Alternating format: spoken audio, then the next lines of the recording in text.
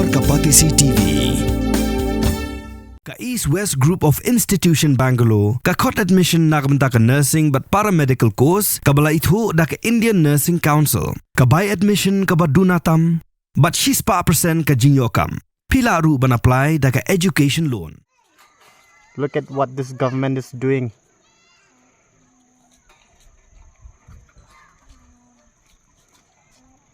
They're putting our kids in danger. Whoever is responsible, I kindly urge to the Chief Minister of Meghalaya to look into the matter and save our people. Thank you. Kani ka video gede ka Shnong Dewsaw, kabadana jan ka Shnong Krang, kabadana kithan dingye. Hakni ka video lai I bagi Khynnah red ki ba loy ki lej ban lek kai Sohpadoi hau Sainar Pynsnoh hau pos Ilektrik. U Sainar uba kini ki Khynnah red ki lek kai Sohpadoi, udai uba kershan ya pos hanrei ula dekut mentala katuk anisngi. Kani kedai ka ba itieng bat ka ba ima, namar ba omla ban tip ladaja ba purding hau ni Sainar. Ka ka banja ya gitu ki Khynnah ki bai lek kai hang tu.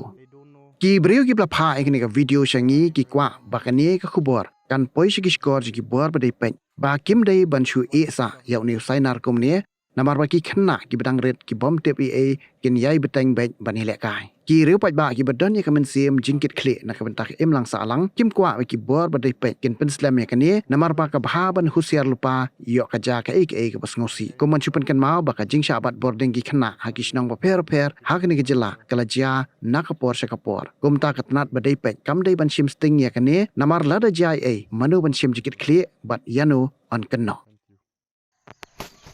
So this is Dewsaw village nearby Krang, and look at these kids. They're playing swing through an electrical pole. How safe is this?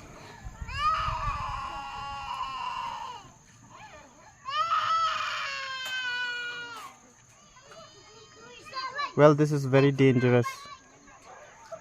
These kids are unaware. They don't know what kind of a danger they are in right now.